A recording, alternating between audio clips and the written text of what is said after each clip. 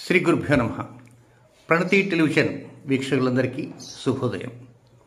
పితృదోషాలు, ప్రారబ్ధ దోషాలు, నాగదోషాల్లో పరిహార పరంపరగా కొనసాగే 97 రోజుల పూజా కార్యక్రమాల్లో భాగంగా ఈరోజు 21వ రోజు. ఈరోజు బుధవారం. వారాధిపతి బుధుడు కనుక బుధగ్రహ సంబంధ నక్షత్రాలతో పాటు సప్తవింశతి 27 నక్షత్రాల్లో ఉన్నటువంటి జాతకులకి పితృ ప్రారబ్ధ నాగదోషాల పరంపరలతో పాటు అనేక దోషాలు సహజంగా ఆశ్లేష బలి అంటారు. ఆశ్లేష బట్టి ఎన్నోసార్లు దాని గురించి చెప్పుకుంటూ వస్తున్నాను. కనుక దానికి సంబంధించినటువంటి అంశాలు కూడా ఈనాటి కార్యక్రమంలో ఉటంకించబోతున్నాం. ఇక కార్యక్రమం ప్రారంభానికి సిద్ధంగా ఉంది. ఓం శ్రీ గురుభ్యో నమః. హరి ఓం. ఓం గణానాన్త్వా గణపతిం హవామహే కవిం కవీనాముపమశ్రవస్తమం జ్యేష్ఠరాజం బ్రహ్మణాం బ్రహ్మణస్పదాన శృణ్వన్నోతిభిः सीदसादनं प्रणो देवी सरस्वती वाजेभिर्वाजिनीवती धेनामभित्रयवतो गुरुर्ब्रह्मा गुरुर्विष्णुर्गुरुर्देवो महेश्वरः गुरुः साक्षात् परं ब्रह्म तस्मै श्री गुरवे नमः. सदाशिवसमारम्भां शङ्कराचार्यमध्यमाम् अस्मदाचार्यपर्यन्तां वन्दे गुरुपरम्पराम्. ज्ञानानन्दमयं देवं निर्मलस्फटिकाकृतिम् आधारं सर्वविद्यानां हयग्रीवमुपास्महे. ॐ ममाग्नेवर्चो विहवेश्वस्तु वयन्द्वेन्धानास्तनवं पुषेम मह्यन्नमन्तां प्रतिषष्टतस्रस्त्वयाध्यक्षेण प्रदनादयेम. मम देवा विहवे सन्तु सर्व इन्द्रावन्तो मरुतो विष्णुरग्निः. ममान्तरिक्षमृगोपमस्तु मह्यं वातः पवताङ्गामे अस्मिन्. मयि देवा द्रविणमायजन्तां मय्याशीरस्तु मय देवहूतिः. देव्या होतारावनिषण्डपूर्वेरिष्टाः स्याम तनुवा सुवीराः. मह्यं जयन्त मम यानि हव्यागोर्भिः सत्या मनसो मे अस्तु. येन माणिकाङ्कतमत्सनाहं विश्वे देवासो अधिमोदता मे. देवी षडर्वेदर्णः कृणोत विश्वे देवास यः वीरयध्वम्. माहास्महि प्रजया मातनोभिर्मारथामद्विषते सोमराजन्.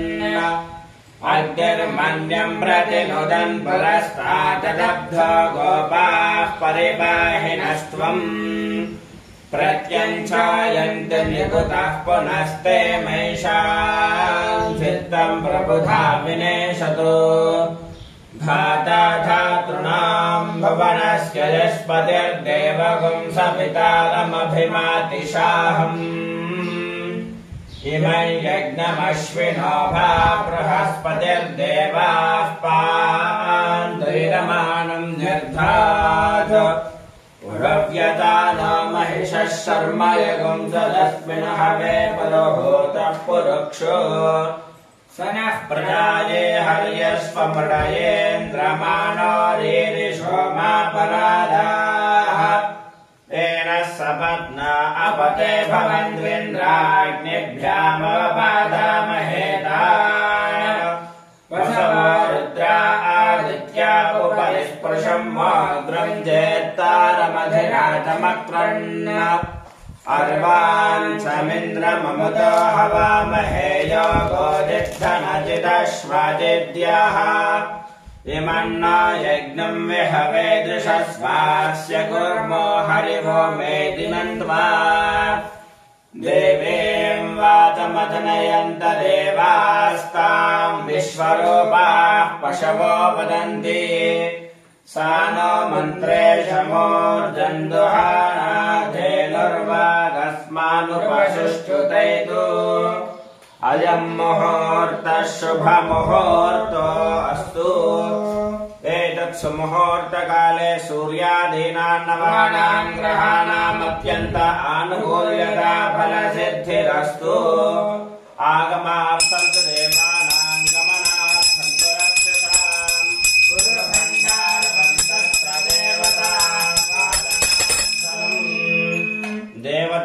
देवताह्वानमुहूर्तः शुभमुहूर्तो अस्तु ॐ अपवित्रः पवित्रो वा सर्वावस्थाङ्गतोऽपि वा स्मरेत् पुण्डरीकाक्षं समाह्याभ्यन्तरश्रुतिः पुण्डरीकाक्ष पुण्डरीकाक्ष पुण्डरीकाक्षाय नमः ॐ केशवाय स्वाहा ॐ नारायणाय स्वाहा ॐ माधवाय स्वाहा ॐ गोविन्दाय नमः ॐ विष्णवे नमः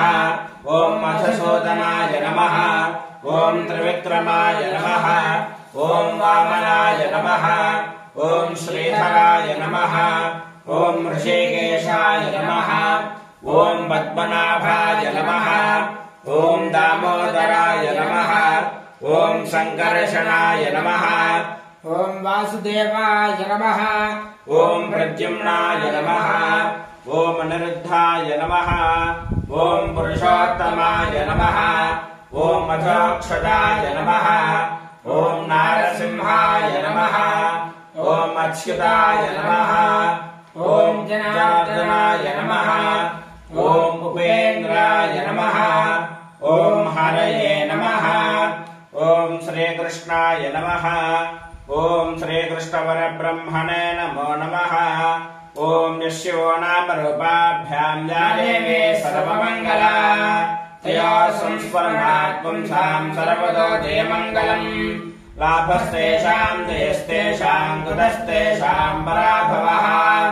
तेषां देवरस्यामो हृदयस्थोदनार्दनः आपदामुपहर्तारं दातारं सर्वसम्पदां लोकाभिरामं श्रीरामं भूया भूया नमाम्यहम् सर्वमङ्गलमाङ्गल्ये शिवे सर्वार्थसाधिके शरण्ये त्र्यम्बके देवि नारायणि नमोऽस्तुते श्रीलक्ष्मीनारायणाभ्यां नमः उमामहेश्वराभ्यां नमः वाणे हिरण्यगर्भाभ्यां नमः शचीपुरन्दराभ्यां नमः अरुन्धती वसिष्ठाभ्यां नमः श्रीसीतारामाभ्यां नमः सर्वेभ्यो महाजनेभ्यो ब्राह्मणेभ्यो वेदविद्भ्यो नमो नमः उत्तिष्ठन्तु भूतपिशाचाः एते भूमिभारकाः एतेषां विरोधेन ब्रह्मकर्म समारभे ॐ भूः ॐ भुवः ॐ सुवः ॐ महः ॐ जनः ॐ तपः ॐ सत्यम् ॐ तत्सवितुर्वरेण्यं भर्गो देवस्य धीमहि धियो यो नः प्रचोदयात् उमापो ज्योतिरसोमृतं ब्रह्म भूर्भुवः सुवरोम् सर्वेषां विरमाणानां तत्तद्गोत्राणां तत्तत्नामधेयानाम् आयुष्याभिवृद्ध्यर्थम् विरमानस्य तु उपार्थ समस्तदुर्दक्षयद्वारा श्रीपरमेश्वरमुद्दिश्य श्रीपरमेश्वरप्रीत्यर्थम् शुभाभ्यां शुभे शोभने मुहूर्ते श्रीमहाविष्णोराज्ञया प्रवर्तमानस्य अद्य ब्रह्मणः द्वितीयपदार्थे श्वेतवराहकल्पे वैवस्वतमन्वन्तरे कलियुगे प्रथमपादे जम्बूद्वीपे भारतवर्षे भरतखण्डे मेरोः दक्षिणदिग्भागे श्रीशैलस्य वायव्यप्रदेशे कृष्णा गोदावर्योर्मध्यप्रदेशे समस्त देवता गोब्राह्मण हरिहर गुरुचरणानन्दसन्निधो नमस्कृत्य अस्मिन् वर्तमान व्यावहारिकतान्द्रमाणेन श्रीप्रभवादि षष्ठी संवत्सराणां मध्ये श्रीशोभनभुत्नाम संवत्सरे उत्तरायणे शिशिर ऋतौ माघमासे कृष्णपक्षे चतुर्थ्यां सोम्यवासरे चित्ता नक्षत्रे गंडयोगे पवकर्ण एवं गुण विशेषण विशिष्टायां शुभातिथौ श्री परमेश्वरमुद्दिश्य श्री परमेश्वर प्रीत्यर्थं श्रीमान्मानस गोत्रोद्भवस्य ओम जातकुल गोत्रोद्भवस्य ध्रुववर्णामधेयस्य भारद्वाज गोत्रोद्भवस्य रोहित शर्मा नामधेयस्य कौण्य गोत्रोद्भवस्य आदित्य शर्मा नामधेयस्य पैडिपाल गोत्रोद्भवस्य देवेंद्र बाबू नामधेयस्य पैडिपाल गोत्रोद्भवस्य माधवी नाम्नीं काश्यप गोत्रोद्भवस्य संतोष गुजराती नामधेयस्य वैनोद गोत्रोद्भवस्य नरहर विश्वनाथ रेड्डी नामधेयस्य इलिशल्ल गोत्रोद्भवस्य नवज्योति नामधेयस्य सांख्यान गोत्रोद्भवस्य आचिंत श्रीनिवास कल्याण नामधेयस्य सनातन गोत्रोद्भवस्य पेंदोट हरिकिशन नामधेयस्य सनातन गोत्रोद्भवस्य पेंदोट हरिकिशन नामधेयस्य मल्लपू गोत्रोद्भवस्य राजगोपाल हेमचंद्र नामधेयस्य पैडिपाल गोत्रोद्भवस्य चित्ताड़ हरीश नामधेयस्य पद्मनाथ गोत्रोद्भवस्य उपा महेश नामधेयस्य तिरुमल गोत्रोद्भवस्य अश्विनी महेश नामधेयस्य ओम चिन्नवल्ल गोत्रोद्भवस्य निमिता नामधेयस्य पालबल गोत्रोद्भवस्य राजौर महेश बाबू नामधेयस्य पालबल गोत्रोद्भवस्य साई सुरेश बाबू नामधेयस्य गुरजपाल गोत्रोद्भवस्य हारिका नाम्नीं मूनवल गोत्रोद्भवस्य वेमूर जगदीश बाबू नामधेयस्य बिजनगल गोत्रोद्भवस्य एर्रा वेंकटेश्वरराव नामधेयस्य माशांतल गोत्रोद्भवस्य वेंपटी साहिती नामधेयस्य शेख जहीरा नामधेयस्य परिषद गोत्रोद्भवस्य चंद्रलूर शिवनागराहु नामधेयस्य गजेंद्र नामधेयस्य शिवगोत्रोद्भवस्य गजेंद्र नामधेयस्य मुद्राल गोत्रोद्भवस्य मुद्रेड्डी दैवांश रेड्डी नामधेयस्य मुद्राल गोत्रोद्भवस्य मुद्रेड्डी विश्वक्रेड्डी नामधेयस्य करिवंदल गोत्रोद्भवस्य इत्तरी माधुरी नामधेय नाम्नीं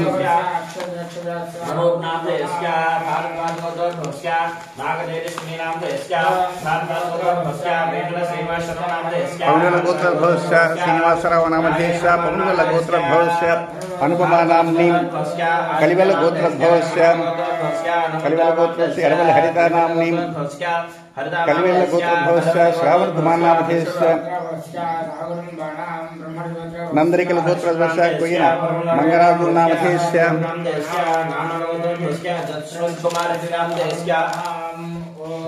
पूर्व गोत्रोद्भवस्य राविरानी नाम्नीं पूर्व गोत्रोद्भवस्य मोहन प्रकाश नामधेयस्य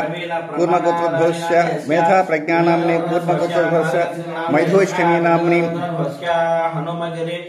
मल्लेपूल गोत्रोद्भवस्य रघुनाथ रेड्डी नामधेयस्य मल्लेपूल गोत्रोद्भवस्य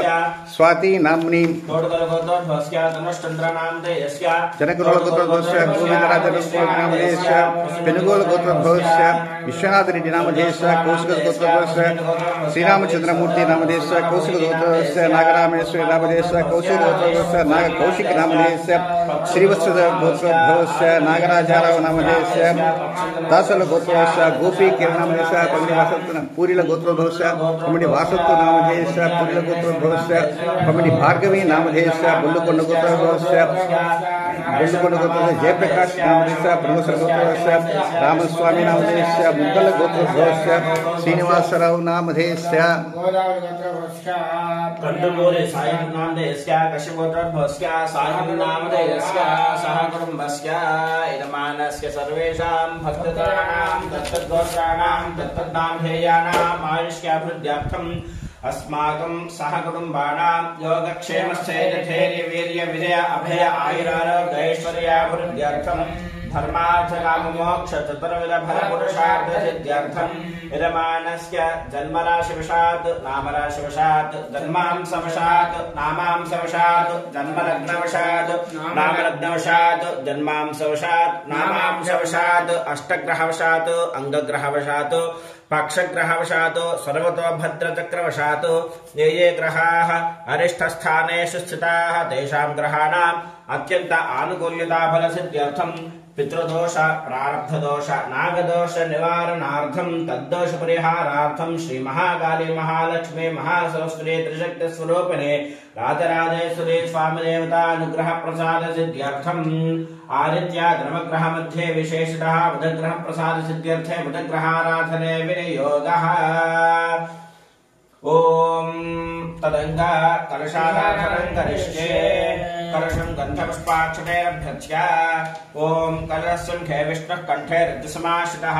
मूले तस्य ब्रह्मा मध्ये माधुर्या स्फुटाः कुक्षोजागरा सर्वे सप्तद्वीपा वसुन्धरा ऋग्वेदोऽथर्ववेदः सामवेदोऽख्यथर्वणः अंगे स्नेहा सर्वे कलशां समाश्रिताः आकलशे शुद्धावति पवित्रे परिशिष्यते मुग्धे यज्ञेश वर्धते आपो वायुरगं सर्वं विश्वा भूतान्यापः प्राणावापः पशवापो नमापो मृतमापः सम्राडापो विराडापः स्राडापः छन्दाकुष्यापो ज्योतिकुष्यापो ज्योतिष्यापः सत्यमापः सर्वा देवता आपो भूर्भुवः सुवराप ॐ गंगे जमुने देव गोदावरी सरस्वती नर्मदे सिन्धु कावेरी जलेऽस्मिन् सन्निधिं कुरु कावेरी तुङ्गभद्रादि कृष्णवेण्याति गोदमे भागीरथी ख्याताः पञ्चगङ्गाः प्रकीर्तिताः आयान्वितरशोदकेन पूजा द्रव्याणि सम्प्रोक्ष्य देवं सम्प्रोक्ष्य आत्मानन्द सम्प्रोक्ष्य अत ध्यानम् ॐ खड्गं चक्रगदेशतापपरिखां शूलं शुण्डीं शिरः शङ्खं सन्ददतीं करे स्त्रियाणां सर्वाङ्गभूषावृताम् नीलास्पत्तिमास्य पाददशकां सेवे महाकालिकाम् यामस्तोत्स्वविदेहय कमलदोहन्तं मधङ्कैटभम् अक्षस्रक्परशङ्गदेषु कलिशं पद्मं धनुष्कुण्डिकाम् दण्डं शक्तिमसिञ्चधर्मजलदं घण्टां सुरावादनम् शूलं पाशसुदर्शने तदधतीं हस्ते प्रसन्नाननाम् सेवे सेनभमर्दिनीमिह महालक्ष्मीं सरोजस्थिताम् घण्टाशूलहलानि शङ्खमुसले चक्रं धनस्सायकम् हस्ताब्जे ददतीं घनान्तविलसत्सीतां सुतुल्यप्रभाम् गौरी देहसमुद्भवां त्रिजगडां आधारभूतां महा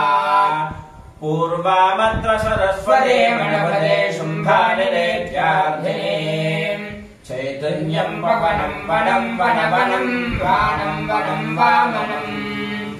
मायाधारधवं धवं धवधवं मायाधवं माधवम् नित्यं सारसरं सरं सरसरं सारं सरं सागरम् वैकुण्ठं भुवनं भवं भवभवं भावं भवं भज्यते। महाकाली महालक्ष्मी महासरस्वती स्वरूपिणी राजराजेश्वरी स्वामिने नमः। ध्यायामि ध्यानं समर्पयामि। ओम आवृष्टे नर्दसावर्तमानानिवेशयन्नमतमर्त्यञ्च हिरण्ययेन सवितार्थेन देवो याति भुवनापि पश्यन् अग्निन्दोतं गणेमहे होतारं विश्ववेदसम् अस्य यज्ञस्य सकृतम् कद्रुद्राय प्रदेशे मेढष्टमानि द्रव्यसे ओचे वसन्तमगुं हृदे ओम उद्बुद्धस्वाग्ने प्रतिदावक्येन मिश्रापूर्ते जगुंसुरेधामयिं च पुनः कृण्वग्जस्वापितरं जीवाननवातापुंसे त्वयितन्तुमेतम् इदं विष्टर्विचक्रमे त्रेधानि दधे पदम् समोढमस्य वागुंसुरे सहस्रशीर्षा परसः सहस्राक्षः सहस्रपाद सभौमिं विश्वतो वृत्वात्यतिष्ठद्दशाङ्गुलम् ॐ तदश्विनामश्वयतोपयाताम् शुभङ्गमिष्टो सेमेभिरश्वैः स्वर्णक्षत्रगं हविषायतन्तौ मध्वा सम्पृक्तो ईशा समक्तौ यो देवानां भिषजो हव्यवाहो विश्वस्य दूतामृतस्य गोपौ तो नक्षत्रं दुदुषानोपयाता मम श्रुद्भ्यां कृतमाश्वयेभ्याम् अपपाप्मानं भरणे भरन्तु तद्यमाराजा भगवान् विदष्टाम् लोकस्य राजा महतो महान् सुवर्णः पन्थामभयङ्कराद यस्मिन्नक्षत्रे जमयेति राजा यस्मिन्नेनमभ्यषन्ते देवाः तस्य चित्रकम् अभिजाययाम उपवात्मानं भरणे भरन्द अग्निर्नः पादकृत्तिकाः नक्षत्रं देवमिन्द्रियम् इदमासां विदक्षणम् हविरा सञ्जहादन यस्य भान्तिरश्मयो यस्य केतवः यस्येमा विश्वा भुवनानि सर्वा सकृत्तिकाभिरभिसंवसानः अग्निर्ना देवः सुभिते दधातु साकञ्जानागुं सप्ततमाहुरेकदम् श्रुत्यमाक्षयो देवजायते तेषामिष्टानि विहितानि धामसः स्थात्रे रेदन्ते कृतानि रोक्षः कोनमर्यामितिथः सखा सखायमब्रवीत् जहागो अस्मदेशते यस्तित्यादसखिविदकुं सखायम् न तस्य वाच्यपि भागो अस्ति यदेकं शृणोत्यलकं शृणोति न हि प्रवेदति घृतस्य पन्थामिति शक्रादयः सुरगणाह्येति वीर्ये तस्मिन् दुरात्मनि सुरारि बले च देव्या तान् दुष्टवः प्रणतिनम्रशिरोधरां सा वाग्भिः प्रकाशपलुकोद्यमचारुदेहाः स्वप्नाधिकरणे सर्वं निष्पापयाजनम् आसूर्यमन्नान् स्वापयाद्यूषन्द्वाद्रयाणहम् ॐ अग्निर् ॐ आवृष्टे नर्दसावर्तमानो निवेशयन्नमृतं मर्त्यञ्च हिरण्ययेन सविता रथेन देवो याति भुवनानि पश्यन्नो अग्निं दोतं वृणीमहे ॐ सम्रारञ्च विरारञ्च भिस्रेर्यातना गृहे लक्ष्मी राष्ट्रश्रयामुखे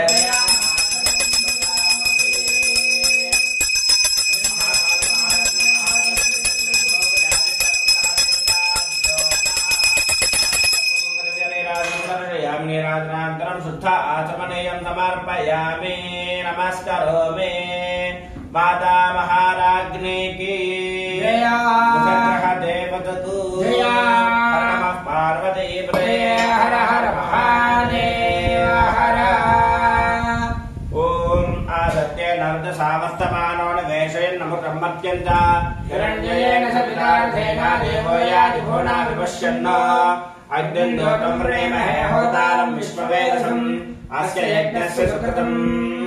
कर्तृत्राज प्रदेशसे मेढुष्टमाविलभ्यसे ओचे वसन्तमकुं हृदे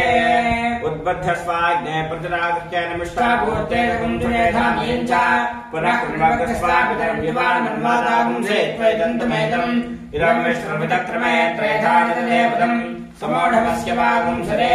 सहस्रेर्षापुरुषः सहस्राक्षः सहस्रपात् सभोमिं विश्वता उत्पाद्यष्टदशाङ्गुलम् प्रजापतेरोहिणे वेदपत्नी विश्वरूपा बृहते चित्रभाणः साना यज्ञस्य सुविते दधातु यथा देवेव सरतः सवीराः रोहिणे देवजगतात् पुरस्तात् विश्वारूपाणि प्रतिमोदमाना प्रजापतिं हविषा वर्धयन्ति प्रिया देवानामुपयाति यज्ञम् सोमो राजा मृगशीर्षेण आगन्न शिवन्नक्षत्रम् प्रियमस्य धाम आप्यायमानो बहुधा दिनेषु प्रेतः प्रजाम् निदमाने तथासु यत्ते नक्षत्रम् मृगशीर्षमस्ति प्रेगुम् राजम् प्रेतमम् प्रियाणाम् तस्मै देशमहविषा विधेम शन्नयेतद्विपदे सञ्जदष्पदे आर्द्रया रुद्रः प्रथमानेति श्रेष्ठो देवानाम् पतिरग्नियानाम् नक्षत्रमस्य हविषा विधेम बाणः प्रजागुम्रेर्षण्मोदवीरान् हेते रुद्रस्य परिरोवृणक्त् आर्द्रा नक्षत्रम् दिशतागुम् हविर्णः प्रमञ्जमानो दुरितानि विश्वा अपाघशगुम् सन्नदतामराजुम् सागञ्जानागुम् सप्ततमाहुरेशदम् षड्यमार्षयो देवदायिते तेषामिष्टानि विहितानि धामसः स्थात्रे रेदन्ते विकृतानि रूपसः कोणमर्या अमितिथः सखा सखायमब्रवीत् जहागो अस्मदेशते यस्तित्यादसखिविदगुम् सखायम् न तस्य वाच्यपि भागो अस्ति यदेकं शृणात्येकं शृणोति ओम शक्रादय सर्वनानि हते देवे तस्मिन्नात्मनि सुरारि बले जतेजा तान् दृष्टवः प्रजनम्रशिरोधनां स्वावाग्भिः प्राशपल्गोद्गमचारदेहाः स्वप्नाधिकरणे सर्वं निष्वापयाजनम् आसूर्यमन्यान् स्वापयाव्योषन्द्रयाद्रयानहम् महाकाली महालक्ष्मी महासरस्वती दत्तस्वरूपिणी चण्डी पराम्बिका देव्यै नमः राजराजेश्वरी देव्यै नमः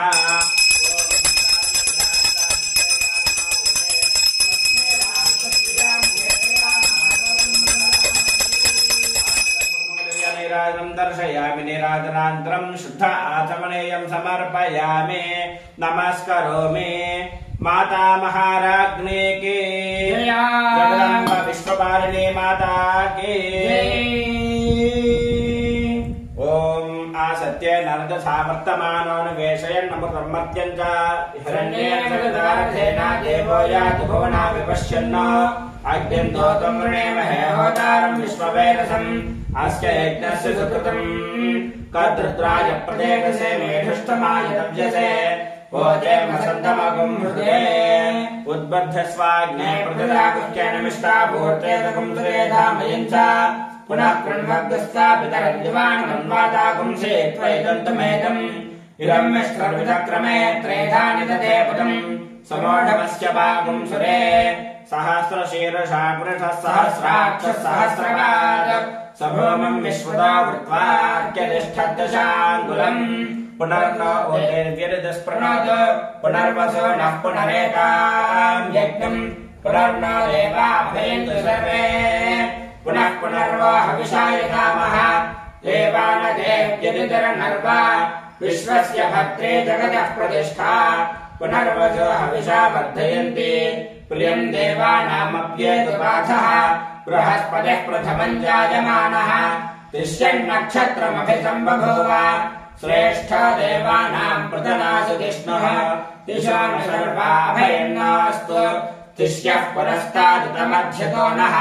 बृहस्पतिर्नः परिपादपश्चात् बाधेतान्वेषोऽभयं कृणुताम् सुवीर्यस्य पदयस्याम इदगुं सर्पेभ्यो हविरस्तु दुष्टम् आश्रेषा येषामनिर्निचेतः ये अन्तरिक्षं पृथिवीं क्षयन्ते तेन सर्पासः पमागमिष्ठाः ये रोचने सूर्यस्यापि सर्पाः ये दिवं देवे मनसञ्चरन्ति येषामाश्रेषा अनयन्ति कामम् तेभ्यः सर्पेभ्यो मधुमज्जहोमि साकञ्जानागुं सप्तथमाहुरेकदम् श्रुत्यमाशया देवता इति तेषामिष्टानि वेदानि धामसः स्थात्रे रेजन्ते विकृतानि रूपसः कोणमर्या अमितिथः सखा सखायमब्रवीत् जहागो अस्मदेशते यस्यत्यादसखिविदगुं सखायम् न तस्य वाच्यपि भागो अस्ति यदि गुं शृणोत्यलगुं शृणोति शक्रादयः सर्वनानि हते दिवे ये तस्मिन्तरात्मनि सुरारि भरे च देव्या तान् दृष्टवः प्रञ्जनमृतसोधरां सा वाग्भिः प्रहर्षफलगोद्गमचारुदेहाः स्वप्नाधिकरणे सर्वं निष्वापयाजनम् आसूर्यमन्यान् स्वापयाव्योषन्द्रयाद्रयानहम् ओम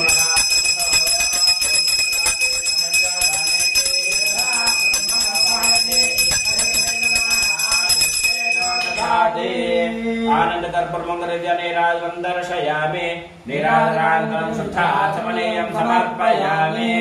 नमस्करोमि माता महाराज्ञी की जय जगदम्ब विश्वपालिनी माता की बुधग्रह देवता को जय ओम आसत्ये नरद सावर्तमानोन्वेषयन्नुनकृतमत्यञ्च हिरण्येन सवितार्थेन देवो याति भुवनानि विपश्यन् अग्निं दोतं वृणेमहे होतारं विश्ववेदसम् अस्य यज्ञस्य सुकृतम् कर्तृत्राय प्रदेशसे मेढुष्टमादितव्यसे वोचे वसन्तमगुं हृदे उद्बुद्ध्य स्वाग्ने प्रतिदागुह्येन मिष्टापूर्तेजगुं सते धामयं च पुनः कृण्वग्स्वापितरं युवानमन्वादागुंसे त्वयितन्तुमेकम् इदम् विष्णुर्विदक्रमे त्रेधा निदधे पदम् समोढमस्य पागुंसे सहस्रशीर्षा पुरुषः सहस्राक्षः सहस्रपात् स्वभौमम् विश्वतो वृत्वा अर्त्यतिष्ठद्दशाङ्गुलम् उपहूताः पितरो ये मखास मनादवशः सुकृतः सुकृत्याः तेनो नक्षत्रे हवमागमिष्ठाः स्वधाभिर्यज्ञम् प्रेतम् दुषन्ताम् ये अग्निदग्धा येनग्निदग्धाः ये मल्लोकम् पितरः क्षयन्ते दागुष्टविद्मयागुम् उथ न प्रविद्मा मखासु यज्ञकम् सुकृतम् दुषन्ताम् गवाम् पतिः फल्गुने नाम चित्वम् तदर्यमन्वर्णमित्रचारु तन्त्वा वयगुंस पितारगुंसनेनाम् जीवा जीवन्तमुपसंविषेम येनेमा विश्वा भुवनानि सञ्जिता यस्य देवा अनुसन्यन्ति चेतः यमाराजातरस्तु विष्मान् फल्गुनेनाम वृषभोरवेदे श्रेष्ठ देवानाम् भगवो भगासि तत्त्वाविदः फल्गुनेस्तस्य वित्तात् अस्मभ्यम् क्षत्रमदरगुम् सुवीर्यम् गोमदश्वपदुपसन्न देहा भगो हदाता भगैप्रदाता भगो देवेः फल्गुनेराविवेश भगस्येत्तम् प्रसवङ्गमेम यत्र देवेः स समादम् मरेम सा कञ्जानागुम् सत्तमाहरेकरम् षड्यमार्षया देवता इति तेषामिष्टानि विहितानि धामसः सात्रे रेदन्ते विकृतानि रूपसः कोणमर्या अमितिथः सखा सखायमब्रवीत् दहागो अस्मदीशते यस्तित्यादसखिविदगुम् सखायम् न तस्य वाक्स्यपि भागो अस्ति यदेकम् शृणात्यनगम् शृणाते शक्रादयः सुरगणामेते दिवेर्ये तस्मिन्दरात्मनि शरारि बले च देव्या ताम् दुष्टवः प्रणतिरम् रचिरोधराम् सा वाग्भ्यः प्रहर्षफलगोद्गमचारुदेहाः ॐ स्वप्न स्वप्नाधिकरणे सर्वम् निष्वापयादनम् आसूर्यमन्यान् स्वापयाव्यो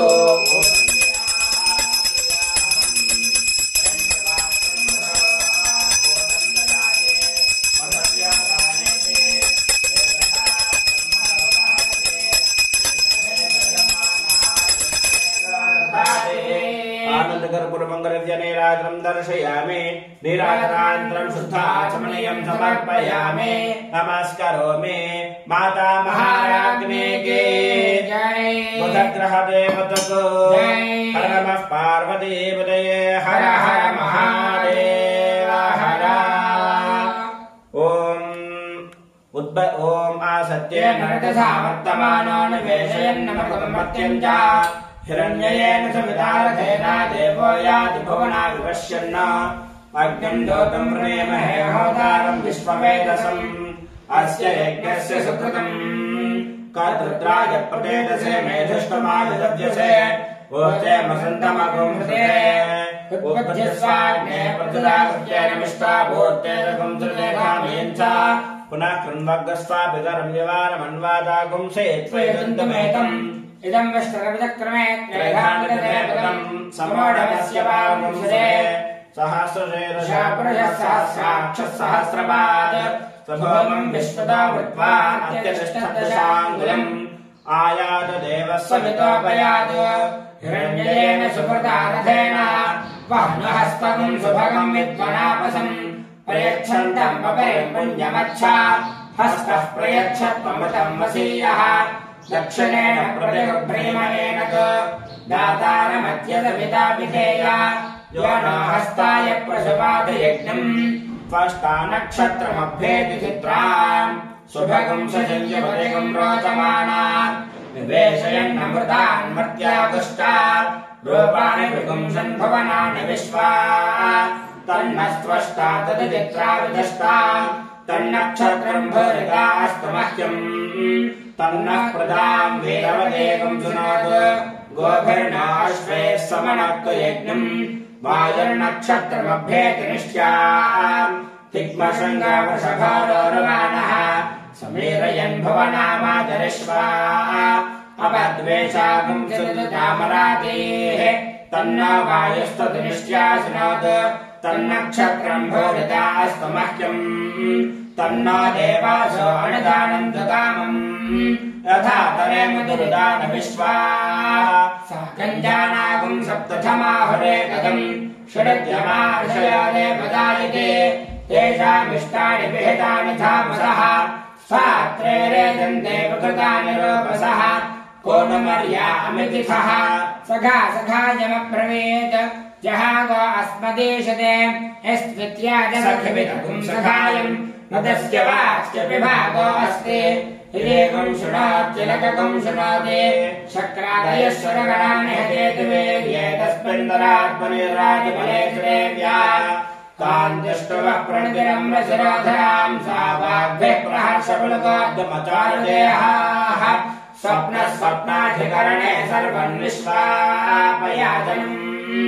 आसूर्यमन्या